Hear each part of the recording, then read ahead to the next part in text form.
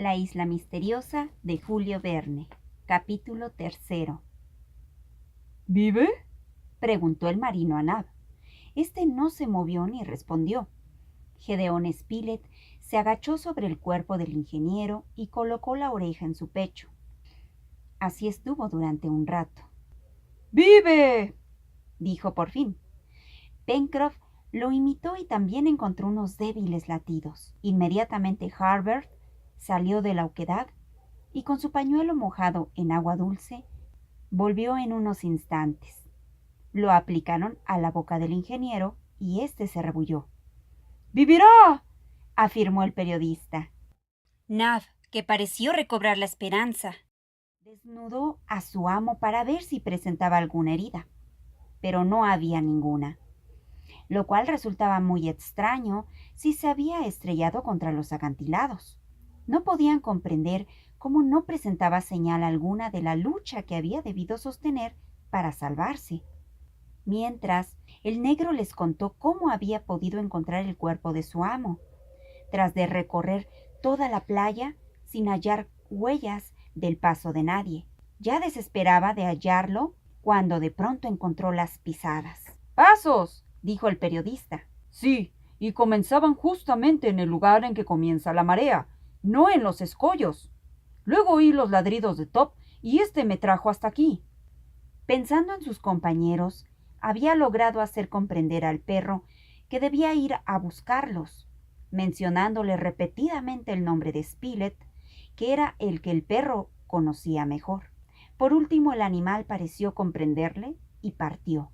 Si no les hubiera encontrado, mi amo hubiera muerto, yo lo hubiera enterrado, y después hubiera muerto, añadió de una manera conmovedoramente sencilla. Pero, entonces, ¿no eres tú quien ha traído aquí a tu amo?, preguntó Spilett. No, señor, pues aquí no ha podido venir solo. ¿Qué misterio había, pues, llevado allí al cuerpo del ingeniero?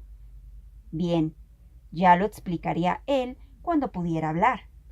No tenían fuego ni manera alguna de hacerlo. Pero Pencroff había tenido la precaución de llevar un poco de gelatina de tetrao en una concha. Mezclada con el agua, lo puso en la boca del ingeniero, el cual pareció beberla ansiosamente. Luego abrió los ojos y pronunció unas palabras. ¿Isla o continente? Todos se quedaron asombrados. El ingeniero cerró los ojos y pareció adormecerse. Pencroff y Harbert subieron a la cumbre de la duna y con unos árboles enanos que allí crecían, lograron fabricar una especie de angarrillas. Luego volvieron juntos con los demás. El ingeniero se despertaba de su sopor. Lo hicieron tomar otro poco de gelatina, mientras el marinero hablaba por los codos, explicándole que habían conseguido fabricar una especie de casa a la que lo iban a llevar enseguida. Gracias, amigo, dijo el ingeniero. Spilett, cuénteme usted lo que ha ocurrido. El periodista se lo explicó en pocas palabras. Pero, entonces, ¿no me han cogido ustedes en la playa? No, por supuesto que no. ¿Y no me han traído ustedes a esta gruta? No. ¿A qué distancia estamos de los arrecifes? Un poco más de 1 milla. Y si usted se admira de verse en este lugar, también lo estamos nosotros de encontrarlo en él. Pero explíquenos usted lo que recuerde. Apenas recuerdo, sino haberme encontrado en el agua junto a Top, y de que estuvimos varias veces a punto de ahogarnos. Luego, nada, hasta despertar y encontrarlos a ustedes aquí.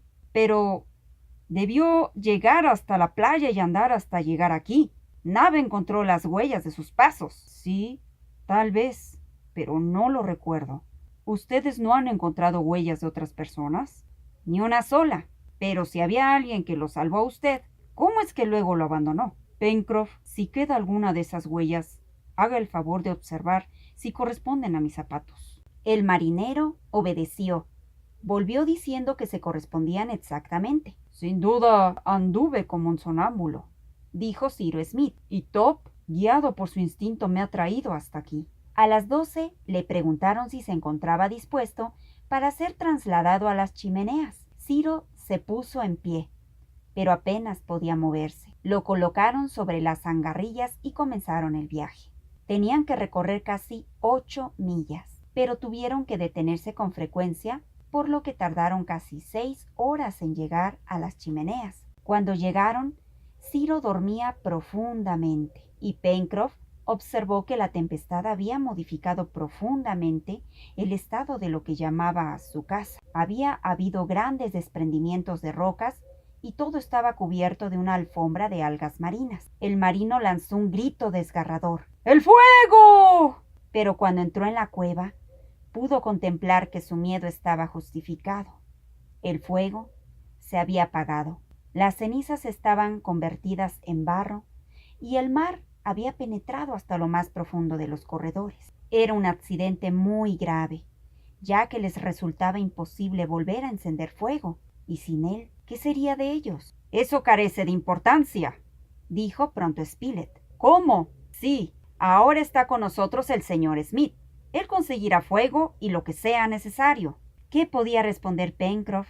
Nada, evidentemente, ante tanta fe. Cenaron parcamente lo poco que quedaba y trasladaron a Smith al corredor central. El frío era muy vivo y fueron inútiles todos cuantos esfuerzos hicieron para procurarse fuego, con musgos secos y golpeando piedras sobre ellos. Lo mismo ocurrió cuando intentaron frotar 2 maderos. Estos se calentaban, pero no ardían. Pasó la noche larga y pesada. Al día siguiente, 28 de marzo, el ingeniero, al despertar, hizo el mismo comentario que el día anterior.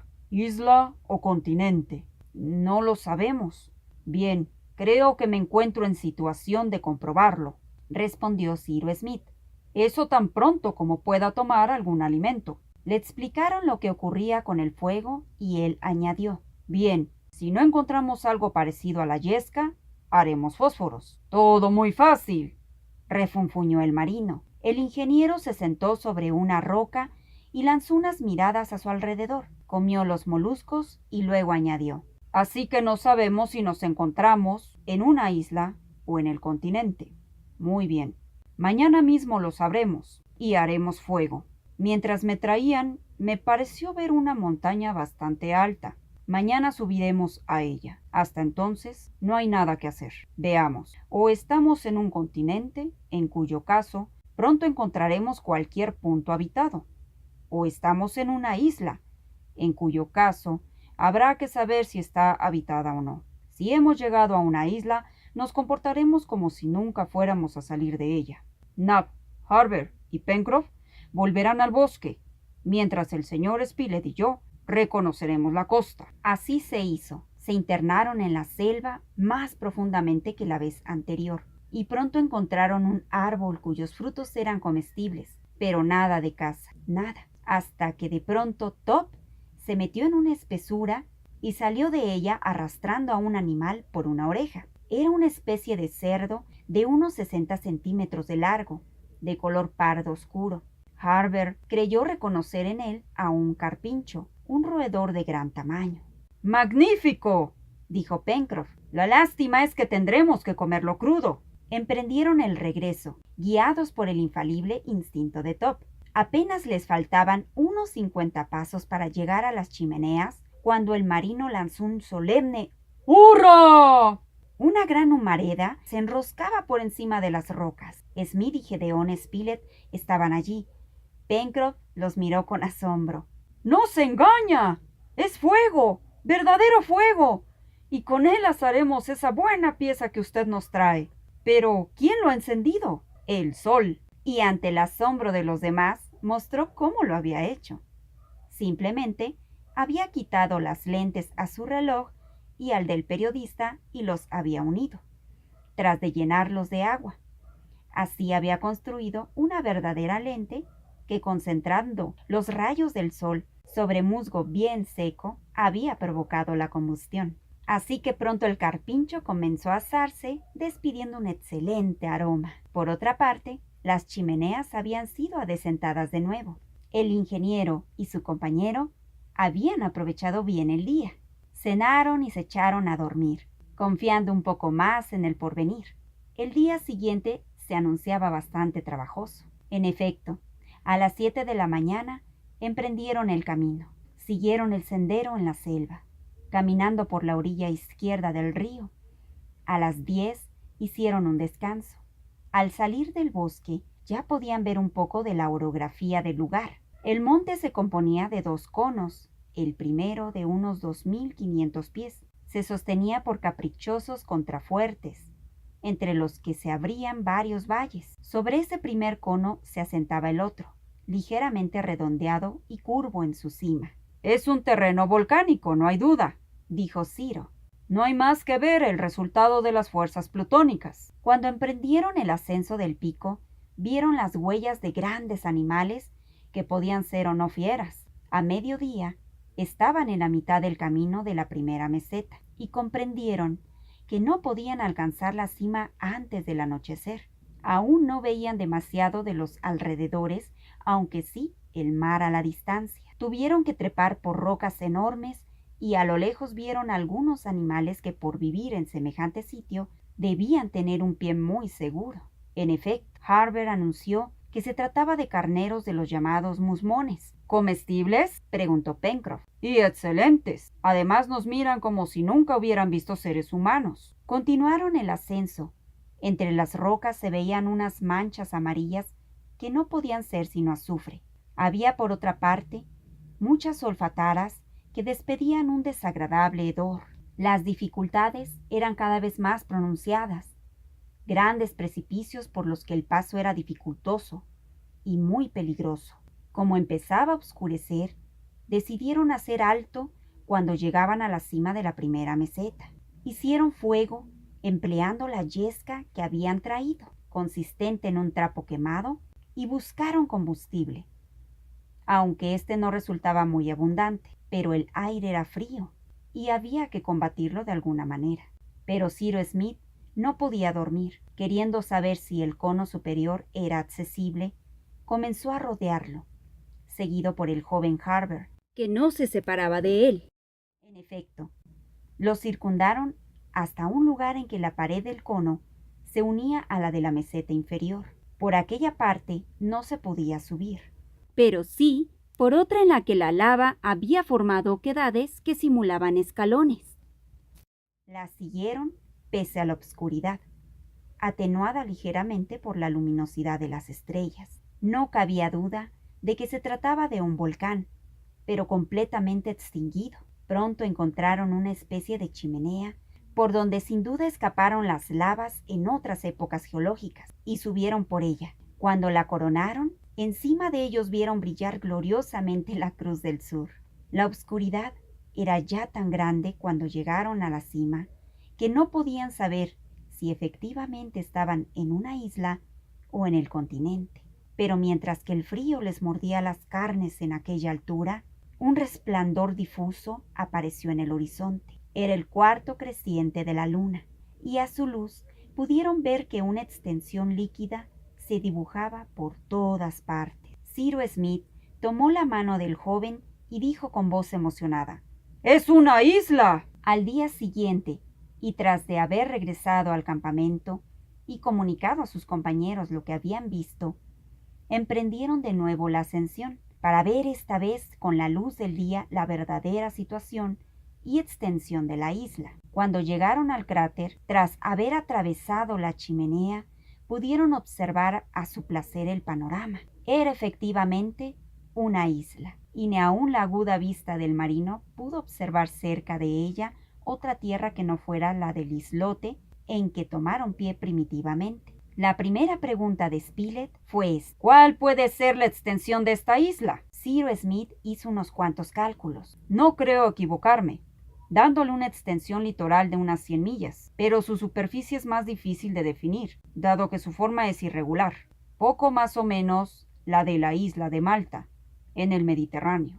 En la parte sur, la isla se alargaba como la cola de un caimán, mientras que la parte nordeste semejaba bastante bien las fauces abiertas de una fiera. Poco más podían decir de ella desde aquel punto. En cuanto al interior, vieron con sorpresa que entre el volcán y la parte este había un extenso lago encerrado entre orillas llenas de árboles verdes. ¿Agua dulce?, preguntó Spilett.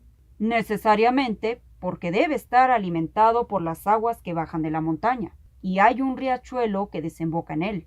Eso hace 2 ríos, contando el que nos ha traído hasta aquí. Un buen sistema hidrográfico. Permanecieron 1 hora en la cumbre de la montaña, observándola en su totalidad como si fuera un mapa extendido a sus pies. Quedaba una pregunta en la mente de todos. ¿Estaba la isla habitada o no? Eso sí que no podían verlo. Por supuesto, en parte alguna se veía la mano del hombre.